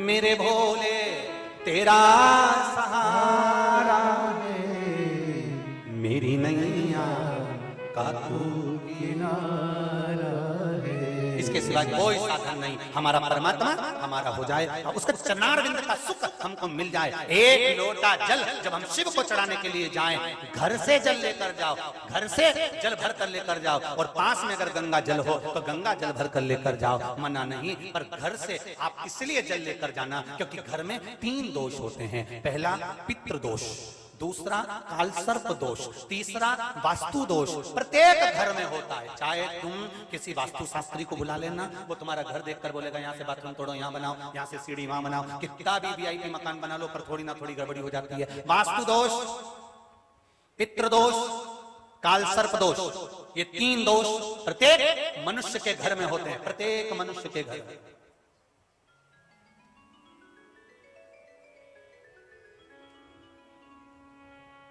प्रत्येक मनुष्य के घर में ये 3 दोष हैं। अब इन दोष को मिटाने के लिए करना क्या है? इन दोष को मिटाने के लिए अपने घर से जल भर कर लेकर जाना है, क्योंकि घर में जो मटका होता है, हंडा होता है, वो पितरों का स्थान होता है। रसोई घर से जब जल लेकर जाते हैं तो वास्तु दोष समाप्त होता है। हंडे में से पानी भर कर लेकर जाते हैं तो पितृ दोष समाप्त होता है। और घर के दरवाजे से लेकर जाते हैं तो काल सर्प दोष समाप्त होता है। और शिव को चढ़ाने से हमें आनंद की अनुभूति। कई लोग हमसे कहते हैं 1 लोटा जल चढ़ाने से सारे दुख मिट जाते हैं। इतने सारे ये पत्र ढेर लगे हैं क्या? इतने बस 1 लोटा जल चढ़ाने से दुख क्यों मिटता है? क्योंकि 3 दोष तो केवल लोटा ले जाने से ही मिट जाता है। एक माता ने लिखा है कि कुष्ठ रोग तक मिट गया। देखिए देखिए,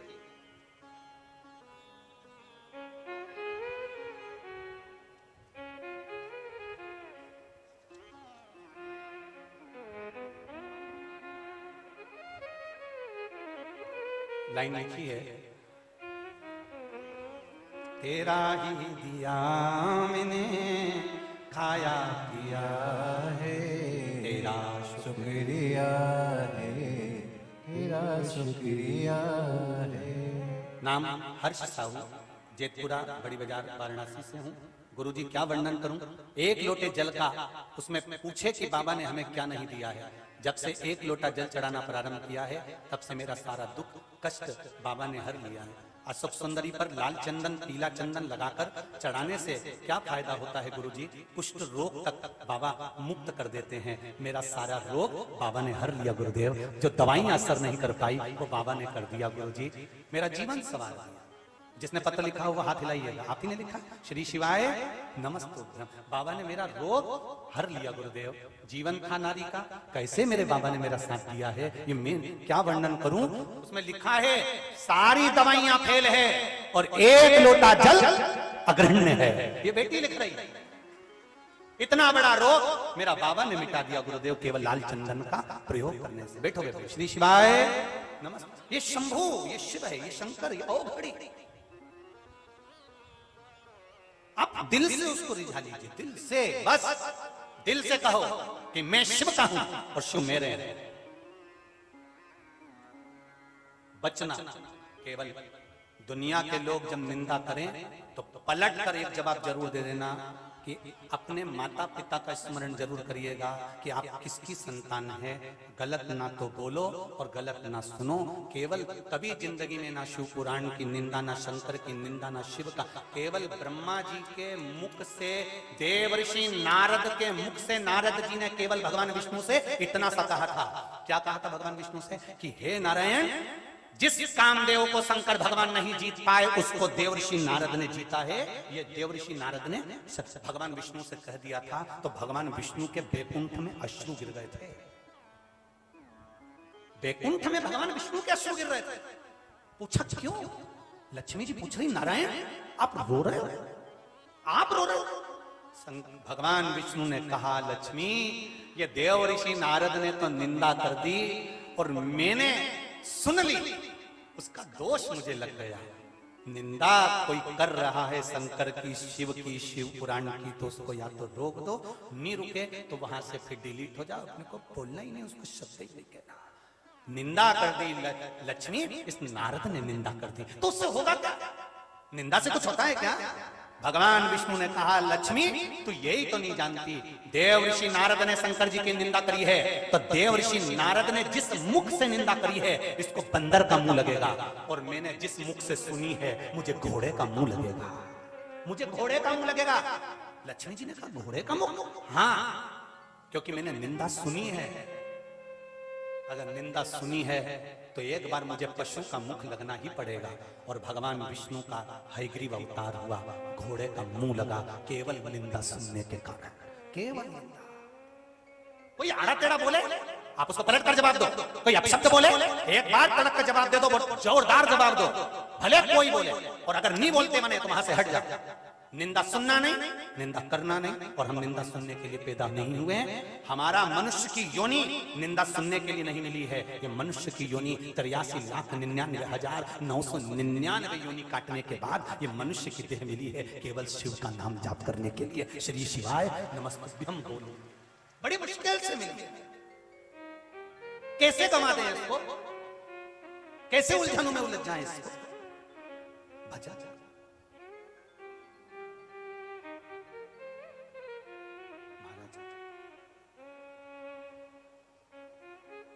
अंधकासुर पानी में फेंक दिया गया। हिरण्याक्ष ने झेल लिया, बड़ा करा। मेरे माता पिता कौन है? हिरण्याक्ष ने कह दिया कोई नहीं।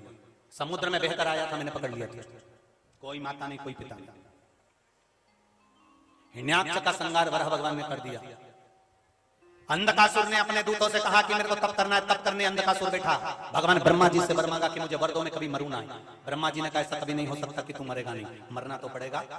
बादाम खाओगे तो भी मरेगा, किशमिश खाओगे तो भी मरेगा, रोटी खाओगे तो भी मरेगा, नी खाओगे तो भी मरेगा। ये तो मरना तो निश्चित है, मरना बिल्कुल निश्चित है। तुम चाहे कथा सुनो चाहे मत सुनो, मरोगे तो सही, ये तो निश्चित है। बस कथा सुनकर मर गए तो वापस जन्म नहीं होगा, और कथा नहीं सुनकर मर गए तो फिर नरक की जिंदगी जीना। 83,99,999 योनियां वापिस प्राप्त करना। फिर चींटी बनो, जुआ बनो, फिर कोई निकालेगा।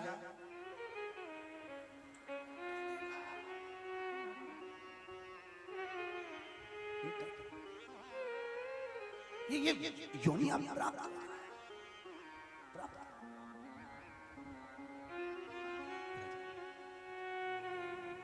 बड़ी मुश्किल से मनुष्य की देह है। 83,99,999 योनियां छोड़ने के बाद ये मानव का शरीर मिला है, ये मनुष्य की देह मिली है, ये मानव का शरीर। इसको कैसे कमा दे साहब? कैसे?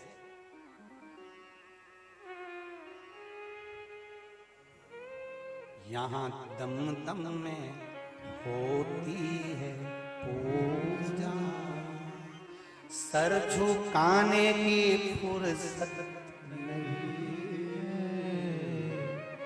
आप विश्वनाथ बाबा के दर्शन करने जाओ, आपको झुकने तक नहीं देंगे, सीधे सीधे चलो चलो चलो, जल चढ़ाओ बढ़ो, दर्शन किया बढ़ो, झुकने भी नहीं देंगे।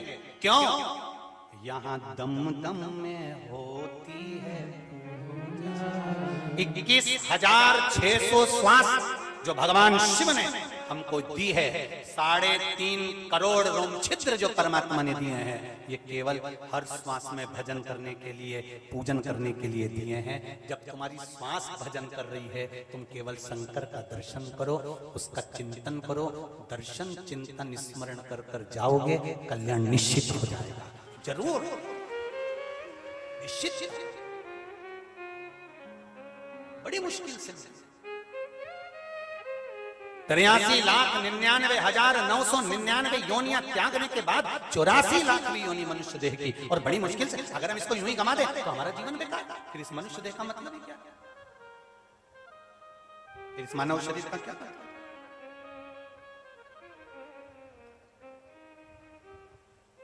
बड़ा मुश्किल से। अंधकासुर ने पूछा, बताओ मेरे ब्रह्मा जी से कहा मुझे वर दे दो। ब्रह्मदेव ने कहा सुन रहे अंधकासुर, मरेगा तो ये निश्चित है, मृत्यु तेरी आएगी ये निश्चित है। तो मेरी मृत्यु आएगी? हाँ, तो फिर कोई दूसरा वर तो क्या आप मांग लो। ब्रह्मा जी ने कहा दूसरा वर मांग, तो अंधकासुर ने कहा वर दो, जिस दिन मैं अपनी माता को गलत दृष्टि से देखूंगा उस दिन मेरे प्राण छूट जाएं। शिव महापुराण की कथा कहती है, अभी आपको कथा में कहा, पर नारी को अगर देखो तो मातृत्व भाव में देखना, कभी गलत भाव में मत देखना। अंधकासुर ने जो गलती करी वो गलती आप और हम ना करें, इसका स्मरण रहे। एक बेटी भी छोटी सी आए तो वो हमारी बेटी है, कन्या है, देवी का स्वरूप है। कोई युवती भी हमारे सामने आए तो वो माँ देवी जगदम्बा का स्वरूप है। कोई बुजुर्ग भी आए तो हमारी नानी और दादी माँ का स्वरूप है, उसमें माता का स्वरूप देते, उसमें माता का प्रतिबिंब देते।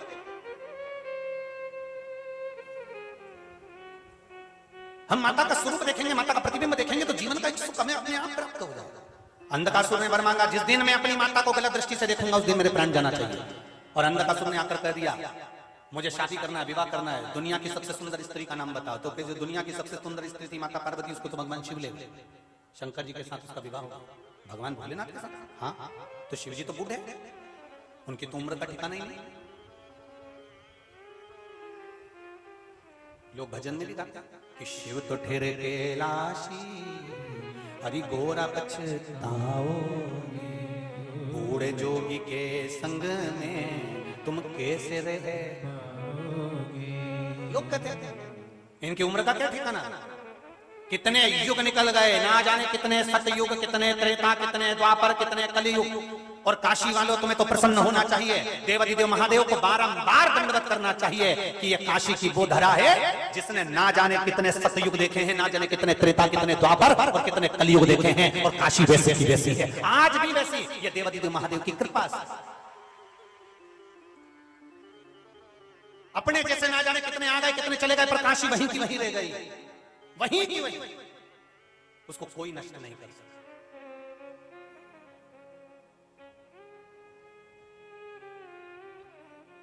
और जब जब कोई नष्ट करने के लिए आ भी जाता है तो देवाधिदेव महादेव किसी एक सनातन धर्म के ऐसे जनक को भेज देते हैं जो वापिस फिर मंदिर का निर्माण करवाना प्रारंभ कर देता है। अगर कहीं कुछ उपद्रव करके कुछ विनाश कर भी दें तो मेरा देवाधिदेव महादेव किसी ना किसी को जन्म दे देता है कि सनातन धर्म को फिर आगे बढ़ाया जाए। बहुत लोग भटक रहे थे मार्ग से, कोई इस धर्म में जा रहा है, कोई उस धर्म में जा रहा है, कोई यहाँ भटक रहा, कोई वहां भटक रहा। शिव जी ने कोरोना महामारी में देख लिया कि संसार को अपना स्वरूप दिखाना है, तो शिव जी ने शिव महापुराण, जो लोग केवल जानते थे कि शिव पुराण होती है पर कोई ये नहीं जानता था कि इसको सुना भी जाता है, सब रमे हुए थे भागवत रामायण गीता आदि में, पर शिव के तत्व को कोई नहीं जानता था। पर शंकर ने कोरोना महामारी में इस शिव महापुराण को जन जन तक दे दिया, ले जाओ। और अब जब टीवी का चैनल खोलोगे तो कहीं ना कहीं तुम्हें शिव पुराण लोग सुनाते हुए मिल ही जाएंगे, कथावाचक शिव पुराण सुनाते हुए दिख जाएंगे, क्योंकि समझ गए कि शिव तत्व है क्या, शंकर है क्या। कौटी कौटी जन्म निकल जाए तो शिव को जानना कठिन है। कौन जाने? माता पार्वती जी ने 51 जन्म लिए हैं और 52वां जन्म माता पार्वती का है। इससे पहले सती, उमा, कात्यायनी, कुष्मांडा, स्कंदा, गौरी, ना जाने कितने कितने रूप धारण कर लिए माता पार्वती जी ने, तो भी भगवान शंकर को पहचान नहीं पाई कि शिव तत्व क्या है। और 52वें नंबर का 52 नंबर का जब जन्म माता पार्वती का हिमालय राज के यहाँ मैनावती के सुंदर आनंद भाई गौद में हुआ है, तब शिव जी से बारंबार कहती हैं कि आप मुझे शिव तत्व को जानने का तरीका बताएं। शंकर भगवान से बार बार प्रार्थना करिए। कौन बताए, कौन जाने? महाराज अंधकासुर ने कहा अगर पार्वती जी को शिव जी ले गए तो उनको मैं लेके आऊंगा, इतनी सुंदर है क्या? हाँ? पुत्र है, भूल गया कि मैं पुत्र हूं। गए, पार्वती जी का सुंदर स्वरूप देखा, और माँ तो माँ होती है। आज भी कहूंगा घर की जो बूढ़ी माँ है ना, उसके बराबर बहू भी सुंदर नहीं हो सकती जितनी घर की बुजुर्ग माँ सुंदर होती है। क्यों? क्योंकि माता के चेहरे की सुंदरता नहीं होती, माता के हृदय की सुंदरता होती है। वो अपने बच्चों के लिए कभी गलत नहीं सोचती, इसलिए उसकी सुंदरता बढ़ती चली जाती है। माँ माँ, ओल्ड इज गोल्ड। जो बुजुर्ग हैं, अभी हम कल की बात बता रहे हैं, हम आशीष जी से कह रहे थे, निधि जी कि ये तीनों बेटियां और इनकी माता जी, इन चारों को खड़ा कर दो, आज भी नहीं पहचान सकते कि ये निधि बाबू और उनकी दोनों बहन जो भी हैं, 3 बेटियां क्या इनकी माता जी हैं। ये ऐसी लगेंगी कि तीनों बहन बहन लगेंगी। तीनों के साथ अगर खड़ा कर दिया जाए माता को भी, तो मेरी जगतजननी दुर्गा भवानी, मेरी अष्टभुजा धात्री माँ देवी, ये हर नवरात्रे में माता रानी को चौराहे पर, गलियों में, नगर में, मोहल्ले में बड़ा बड़ा पंडाल लगाकर देवी जी को 9 दिन तक क्यों बिठाया जाता है? देवी माँ ये बताना चाहती है कि तुम इस आसार में मत रहना कि तुम सुंदर हो। देवी कहती है भीतर की सुंदरता रखना, आत्म सुंदरता रखना, हृदय की सुंदरता रखना, तो आपको संसार खुद सुंदर नजर आने लगेगा, उसमें तुम्हें कुछ गलत दिखेगा ही नहीं।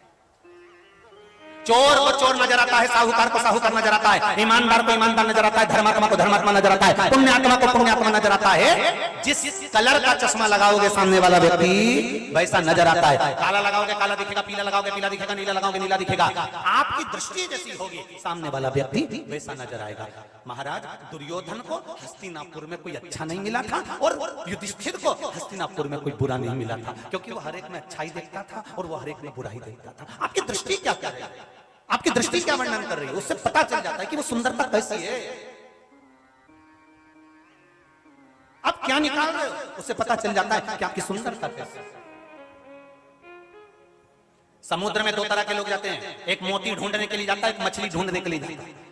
वो मछली वाला मछली पकड़ कर लिया, मोती वाला नीचे कूद कर मोती उठा कर लेकर आ जाता है। ये आपके ऊपर है, आप क्या ढूंढ रहे हो। शिव महापुराण की कथा में आस्था चैनल के सामने बैठकर, फेसबुक के सामने बैठकर और इस पंडाल में बैठकर आप क्या ढूंढ रहे हो।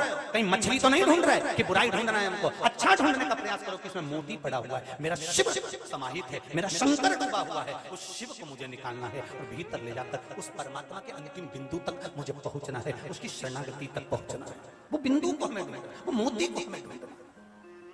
अंधकासुर ने जाकर जैसे पार्वती जी को देखा, पार्वती जी के सामने जाकर कहा, नारी तुम इतनी सुंदर हो, मैं तुम्हें भरना चाहता हूँ। माता की आंख में जल भर गए। जब माँ खुश होती है तो रोती है और दुखी होती है तो रोती है। आज माँ इसलिए रो रही है कि जिसको मैंने पुत्र कहा था वो मुझे अपशब्द कह रहा है। सुनकर माँ तो रोई, पर शिव जी को क्रोध आ गया। उन्होंने काल भैरव को प्रकट करा, अंधकासुर का वध करवा दिया और पार्वती से कहा, अब दुख मत मना, ये तेरा पुत्र नहीं था, ये तेरा पुत्र नहीं था, अपशब्द कह रहा है।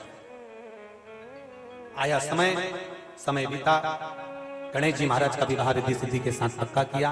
हमारे बीच में काशी मंदिर के पुजारी जी पधारे हुए हैं, प्रणाम करते हैं, दंडवत करते हैं। बाबा देवाधिदेव महादेव की कृपा।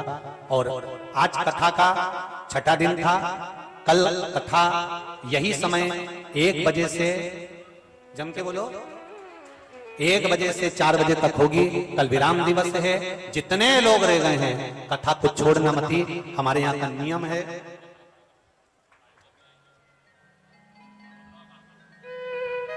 3 दिसंबर से 9 दिसंबर तक बहेड़िया परिवार द्वारा बड़ौदा गुजरात में शिव महापुराण की कथा होने जा रही है। गुजरात वासियों को बहुत बहुत साधुवाद है। बड़ौदा गुजरात में 3 दिसंबर से 9 दिसंबर तक सुंदर शिव महापुराण की कथा होने जा रही है। और 1 नवंबर से भीकन गांव में शिव महापुराण की कथा होने जा रही है। 16 नवंबर से 22 नवंबर तक कानपुर के न्यू हाईवे सिटी में शिव महापुराण की कथा होने जा रही है। कानपुर वासियों को बहुत बहुत बधाई हो। 16 नवंबर से 22 नवंबर तक कानपुर में शिव महापुराण की कथा, 3 दिसंबर से 9 दिसंबर तक बड़ौदा में शिव महापुराण की कथा, 1 नवंबर से शिव महापुराण की कथा भीकन गांव में होगी। कल कथा का समय 1 बजे ही रहेगा। गणेश जी महाराज के गले में रिद्धि सिद्धि जयमाला दे रही हैं, जोरदार ताली बजाकर स्वागत करें। और फिर गणेश जी महाराज रिद्धि सिद्धि के गले में जयमाला दे रहे हैं भाव भक्ति के साथ में। रिद्धि सिद्धि ने वही जयमाला उतार कर गणेश जी को पहनाई है। गणेश जी ने अपने दोनों बरस भगवान रिद्धि सिद्धि के ऊपर रखे हैं। बहुत बहुत साधुवाद के साथ आज कथा का छठा दिवस, 7वें दिवस की कथा 1 बजे से 4 बजे तक। पहले भी कथा में कहा, मेहमान जब जाते हैं तो कुछ ना कुछ बच्चों को दे जाते हैं। उसी तरह कल की कथा अवश्य श्रवण करें। मेरा विश्वनाथ आपकी गोदी में क्या देता है तो वही जान सकता है। हर हर जय जय श्री राधे। सभी भक्तों को हर हर महादेव साधा जैसे कृष्णा श्री शिवाय नमस्तोभ्याम। व्यासपीठ को नमन करते हुए हम सबके प्रिय, हम सबके लाडले ठाकुर कल्लू जी महाराज के चरणों में नमन करते हुए, परम संत परम आदरणीय विश्वविख्यात पूज्य गुरुदेव के पावन चरणों को नमन करते हुए और आप सभी शिव